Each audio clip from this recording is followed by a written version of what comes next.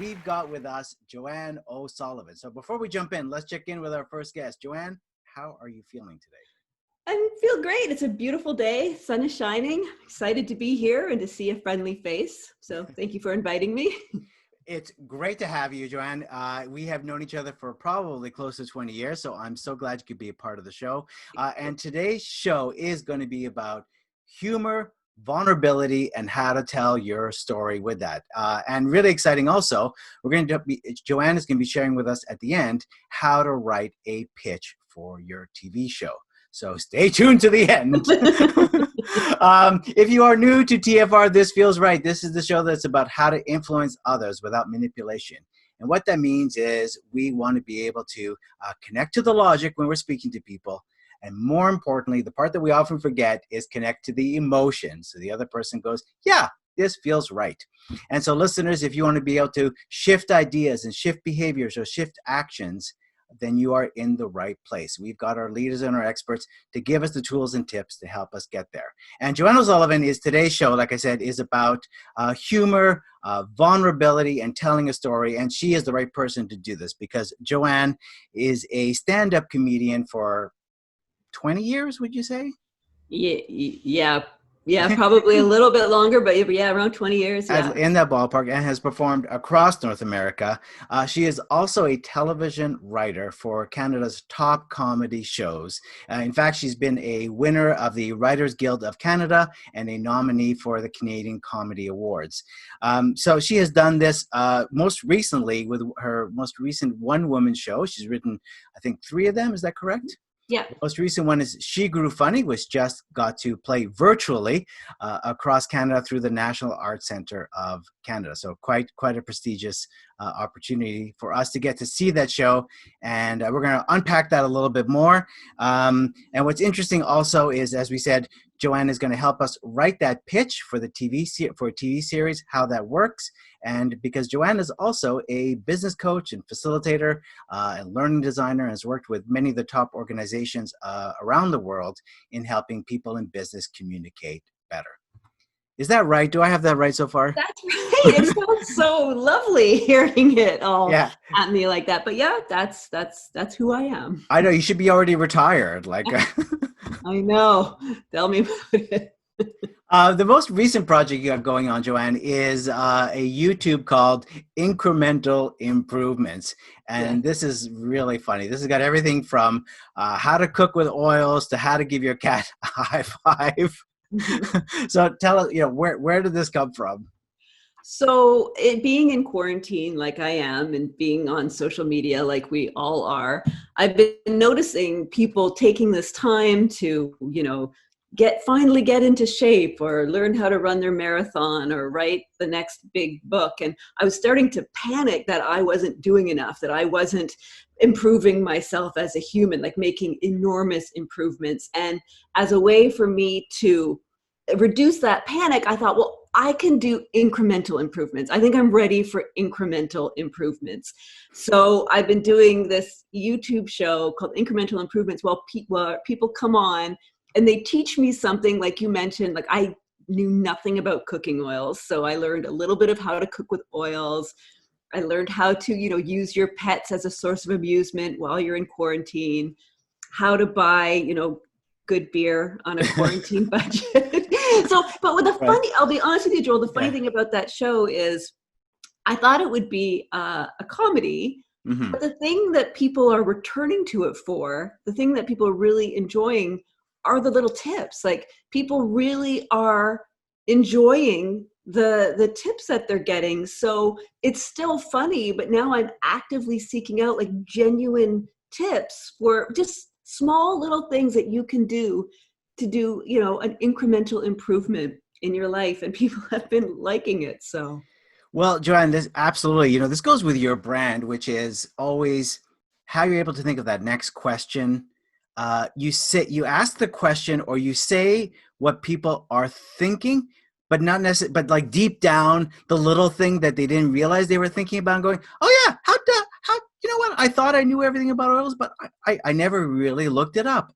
And so you ask the right questions. You ask what we are thinking, but maybe afraid to say, or we didn't even realize we wanted to ask that. It's funny, you just pretty much defined the root of comedy and humor, which is making people recognize themselves or recognize something that they're thinking that they weren't quite able to articulate. But the moment they recognize it, not only is it an aha, but it's usually a moment that makes them laugh as well. I like, that's the word, articulate. They weren't able to articulate it. So let's go into, I was watching She Grew Funny, and for those who haven't seen it yet, strongly recommend it, and we'll give you the links to where to watch that. This is the show that's about, you realized, well, first off, you lost your mother when you were 6, and when your daughter turned 6, you realized, well, this is what happens if she lost her mother. Mm-hmm. And this sort of created this whole spiral of how you can create a one-person show. And this is what I want to get to, is how do you create a show that has this vulnerability, something we're very uncomfortable to watch, talking about death. And you got some great lines in there, which is, people are uncomfortable about death, and your job often is to make them feel more comfortable about it. Yeah. So how do we do that? How do we create a show that's vulnerability, but still makes us feel comfortable? Well, I think there's 3 things. I think, first of all, we all have those stories. We tend to tell ourselves that I don't have a story that anybody would want to hear. But we all have those stories. If you look back through your life, there's got to be a moment of vulnerability or pain or learning or something that's occurred. So the first thing is just to identify those life stories of your own. One of the biggest challenges for me, the second challenge, is believing that people want to hear it. To be honest, like as a storyteller, this idea of, will people want to hear my story? And I think a great learning for me is realizing and teaching myself how much stories connect us, and how people are actually hungry for other people's stories, because it makes us feel connected on so many different levels, and we learn from each other. And then the third thing is, particularly when we're talking about stories of vulnerability, is being ready to tell that story. So there was probably a time in my life where I wasn't ready to talk about my mother. And it took me many years to get there. And being ready to tell a story means what you're trying to evoke from the audience is empathy, which is connection. So they get it. They may not have lost their mother, but they can respond to a story of loss, or a mother being worried about her own child. Like, there's places that they can empathize with, as opposed to sympathy, which is if you're not ready to tell the story. Sympathy is what you get from a friend. Right. The moment after something terrible has happened and you need support. I think by the time you're telling a story, you should make sure you're ready to tell that story.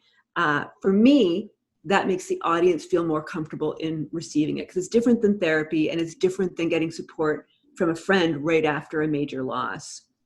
Because empathy is a beautiful thing. And I like this connection you were talking before about when people can recognize themselves. That's the key to humor. People can recognize something in themselves, but maybe not articulate it. And so when you're talking about the loss of your mother, you're feeling comfortable to tell the story. Maybe we didn't lose our mother, but you're finding that place of connection where we're both sharing in the story versus, oh, woe is me. Yeah, my goal and my hope in all of my storytelling is that the audience will walk away having reflected on something about themselves in a way that is helpful and that has made them feel a sense of community. So that's my goal, and I really had to start believing that I was capable of doing that my stories had a worth and a use beyond, I just want to talk about myself. But you really have to believe that and understand how important storytelling is across generations. It's a technique that not only for learning, but for community, and just to connect. And we all need to connect so bad right now. So I think it's so important. We do. And we're going to talk about how you help people who are in business and, bankers specifically. How do you help them with vulnerability and telling a story? But maybe before we go there, as you just hinted, how do we tell a story? What's the steps, or is there a process to it? How does one tell a story? It's a really great question. There's like a storytelling model. So stories that catch people's attention are usually stories that involve a challenge. Like you want to overcome something. So you build suspense. So this is what I want. And can I get to that thing? So, a very basic structure, like with She Grew Funny, is, having a goal. So an inciting incident, which is the thing that starts the story. So for me, it was my daughter turning 6 and recognizing myself in her. And then a goal. So for me, my goal became changing myself so she wouldn't take on my negative traits that grew out of me dealing with such a great loss at a young age. Right. So then I get a goal, and then the stakes. If you learn anything from this, is what are the stakes of your story? You need to communicate those stakes really clearly, because that's what makes the audience root for you. So for me, my stakes were, I didn't want to pass down something dangerous to my daughter. That's really important for a mother. So stakes. So inciting incident, what your goal is, your stakes. Then for me, and then it's failure. So I tried this, I failed. I tried this, I failed. That's good. Yes. Crisis. Oh no, what's going to happen? And then after the crisis, you try one more thing, resolution. And the resolution is either you succeed or the resolution is you fail. And from each one of those things, learning takes place. So for me, I actually failed. I wasn't able to fix the things in me because I realized that that's made me who I am. And I was thankful for those things. And that's what made me funny. So She Grew Funny. My flaws are what make me funny. And that's a really important part of my personality. So that was my learning, that I may not be some of these other things, but I'm this, and that's okay. And so I guess the Coles Notes version is, inciting incident, goal, stakes, fail, crisis, resolution, whether that be success or failure. And I like that resolution doesn't have to be, because we always think the resolution has to be, and they closed $1 million deal. And my daughter is now the president of Sony. Well, this is my hope for my daughter. So, but the resolution is, and this is, this is who I am, and this is what has made me, and this is because I like that. The resolution is the learning. What did you either you do achieve it, and then you learn how to achieve it, or you didn't, and maybe it sent you on into something more important, or maybe it just wasn't the right moment or whatever. But the resolution doesn't always have to, because our resolutions aren't always success. And those stories can be the most impactful and the most powerful, particularly if you are in a leadership position. If you are willing to tell stories where you failed in a leadership position, that really will humanize you and will help the people who work for you and with you be more comfortable with you. They will believe in you. They will just respect you more for being willing to tell that story. Yeah. But mostly it will bring humanity to you and less fear, which makes people work for you better. They're absolutely more motivated to do that. They're gonna, two things, right? Do I like you? Do I respect you? Check. Yes. Yeah. I like you and I respect you. Well, this is a good segue then to talk about, how you have helped bankers tell stories. And what you just said also was really interesting, was because I think the challenge for a lot of us is we're so objective focused, going, I don't have any stories because I don't have this. I had this personal best in marathon, or I closed that multi-million-dollar deal. And so we think that's kind of our stories, is what the outcome is. But the story is that learning piece. So let's switch gears here and talk about bankers and how do you help them in telling stories and vulnerability? Well, I think with anybody in business, the first step is explaining why it's important. Mm-hmm. Getting just buy-in on the idea. Something that you said, do I like you? Do I respect you? From a customer perspective, we, in a moment in time where people can change business relationships on a monthly basis and there's few things that will keep somebody with you as much as them just liking you. Mm-hmm. And a lot of that comes out of human connection. So being able to connect with people, and one of the best ways is through storytelling, is such an important skill. And the way that I teach that when I am talking to bankers, if I'm coaching, is through telling my own stories and being vulnerable, because I think showing is much better than telling. Right. When I come in to train, there's an inevitable power imbalance as the trainer, and I come in, and some people respond well to that power imbalance. They like to be taught. Some people immediately push back against any kind of authority. There's all sorts of different things that happen when somebody is confronted with a trainer or a coach. Right. So if I start those conversations, if I identify things I'm training them that I've also struggled with, I immediately change the dynamic into more of just all people in a room, all humans working together, humanizing the situations. It makes people so much more open to that training.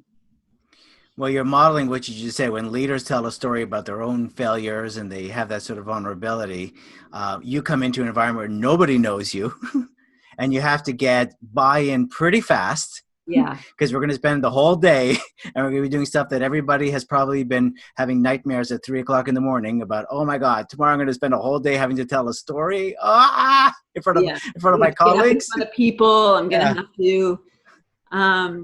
So first is just getting buy-in on storytelling, and people will remember, like they can almost immediately remember a moment in their life, because here's the other thing, we remember stories. We don't remember training. Like no. if you leave a day of training and you've learned like 10 things and heard 2 stories, you'll remember the stories. Right. Right. And so it's our job to make sure that those stories relate to what we're teaching, so they will take that with them.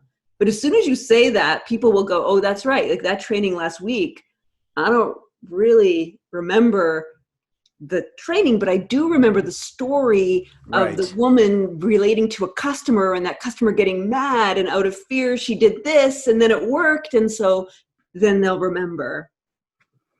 Well, that's what branding is, right? We'll remember Joanne, the coach. Oh, wasn't she the one who does the one-person show about her mother dying? Yeah. Which is funny. Yeah, which is funny. Yeah. So there we go. But that's kind of how we remember the person. We don't remember. Oh, do you remember Joanne? She had that 10-step process. Exactly. All right, Joanne. I do not want that to be on my gravestone. Yeah. 10-step process. And Joanne 10-step process O'Sullivan. Yeah. All right. Let's take our little commercial break. Okay. On this note about storytelling. Right. And Joanne, we're going to do something here that we like to call on the show, improv, improve your communication style. And today, I'm ready, Joel. I'm ready. Well, let me tell you what we're going to do, and then let's check in.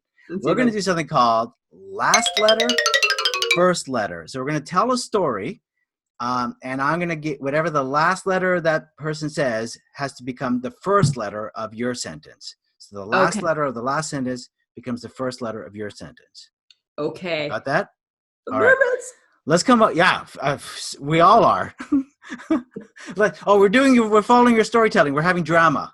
Okay. Oh, that's right. Yeah, suspense. We're having suspense. This is where I show people how to fail. Yeah, that's right. Failures in there. There we go. I'm just trying to think of a story.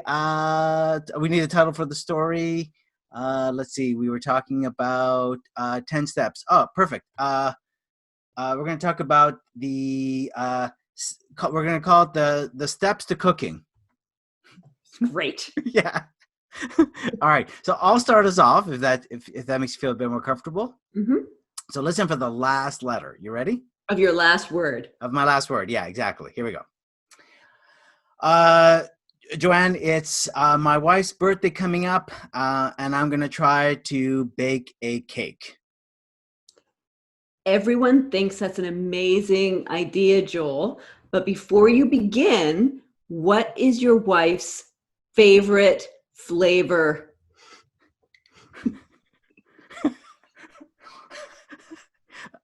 Right. That is so important to get the flavor right. Thank you for acknowledging how good my idea was. I appreciate that. Might I suggest vanilla? Aha! Vanilla, of course. I can't believe I never thought of that. That's going to make it so easy. Thank you, Joanne. Every time you ask, I'm going to come up with a great response, Joel, because that's my job. Booyah! and we had bravo! Great. I love that you couldn't remember that Joanne ended with an E and not an N. No, I could remember E. I could remember that any time started with an A and not an E. Okay. And then Anytime. Yeah. Anytime. Yeah, right. Not Lovely. the best speller. All right. How did that feel? That felt good. That was fun. It's a good wake up. It's a good wake up the brain exercise. It is. It's really good, and it's thinking about all we're talking about storytelling is it's so true. We love drama. We love when the stakes are high. You can tell a story about baking a vanilla cake for your wife's birthday, and it becomes engaging all of a sudden when you really are invested into it. You're not worried about what's coming next. You have to be so present. And I think that's one of the gifts that comes out of the exercise. Yeah, it's so true. It's so true. Like how present you have to be to play that game. Yeah, you can't think of what's coming next. No. So listen, let's before we find out where to get more about you, let's we save this for the end. This is really interesting. You run workshops based on your years experience of writing for so many Canadian comedy shows. Again, nominee for Canadian Comedy Award. Let's throw that in there. And winner of Writers Guild Canada. Let's throw that in there as well. Bravo.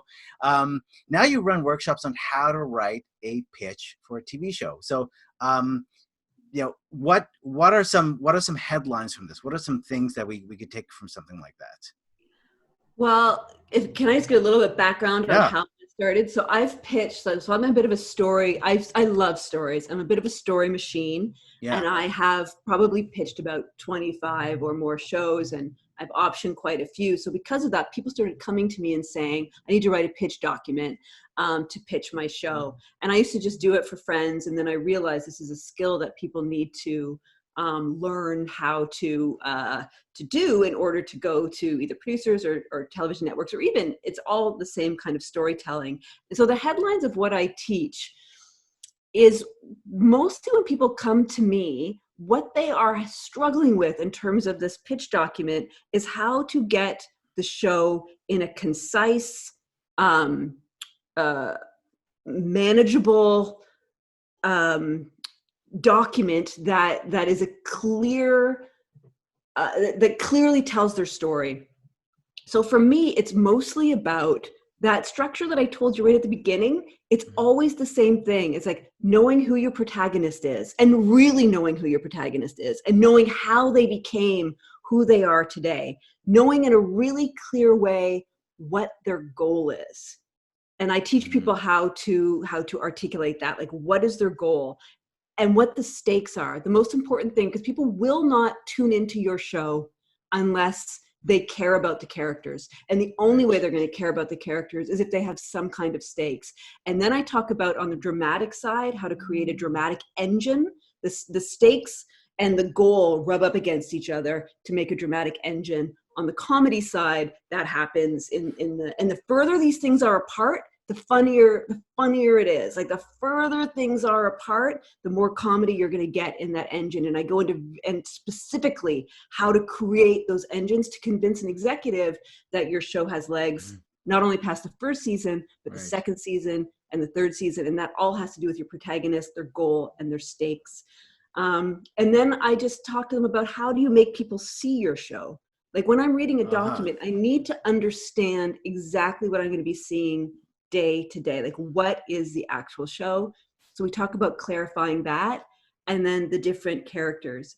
And it's about a 4-hour long workshop. And at the end of it, what I have found, when you work really hard on a pitch document, you can't help but clarify the show. And the feedback that I've gotten is that people come in with an idea of what their show could be, but by the end of it, they leave with knowing exactly what it is, what's amazing and unique about it, and how to pitch that in a way that sells. And I've been doing it for years, and it took me a while to come up with this formula, but I'm very proud of it, and I think that I've helped some people. And to be honest with you, it's really just boiling it down to what is your story. The same with the story, same with the show.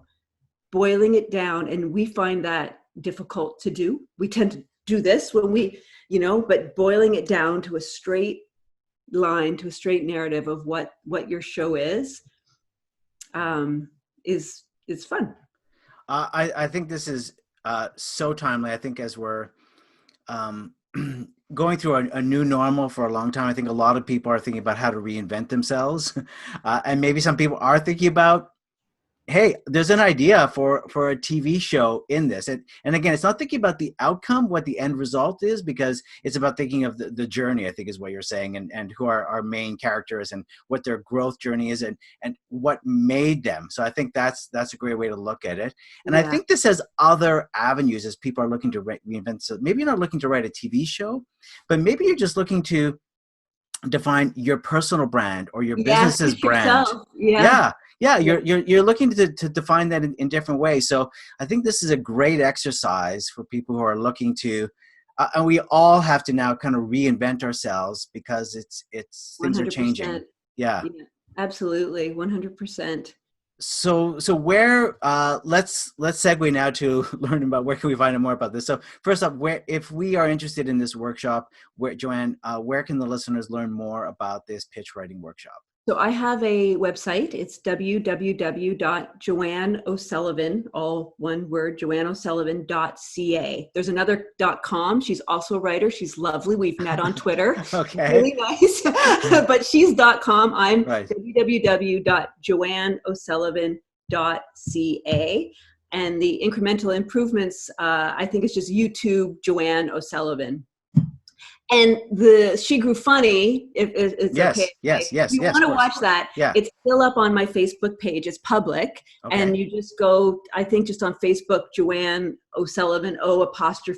I think I'm Joanne O'Sullivan.520 is my actual thing. But just Google me, go on Facebook, Joanne O'Sullivan, and scroll down a bit, and She Grew Funny will come up. And if we go to your website, this is where we're going to find out about the script writing. Is there a link to the She Grew Funny on your website as well? No, but there's going to be soon. Yes. I think just add it on your website to the Facebook page. And you're so smart. See, this is what I need you could do an incremental improvements on how to market myself. There we go. I'm just catching up to all of these things. I'm not very good at social media and all of that. So I'm just sort of learning how that all works. So maybe you can come on my show and do that. Lovely. Great idea that is. Joanne, if we are interested in just following the adventures of Joanne O'Sullivan, is it Facebook, Twitter, Instagram, LinkedIn? My website has a link. I also have a podcast. So my Facebook links to my website, joanneo'sullivan.ca. That links to my workshops, to where, back when live shows happened, it also promoted it where I was performing live as my stand-up. It links to my podcast. So that's probably the best hub. And soon it'll have the link to She Grew Funny as per your amazing suggestion. Perfect. Well, you see, I followed your story. We had fail, and then we had a resolution. The resolution was just put the link on it. So there we go. We had an incremental improvement in the story. The resolution these days, just link to it. Add a link. Listeners, thank you so much. Joanne O'Sullivan, thank you so much for being a guest on the show. This was a lot of fun. That's a pleasure, Joel. We will see you next week on This Feels Right. Yay! Bye-bye.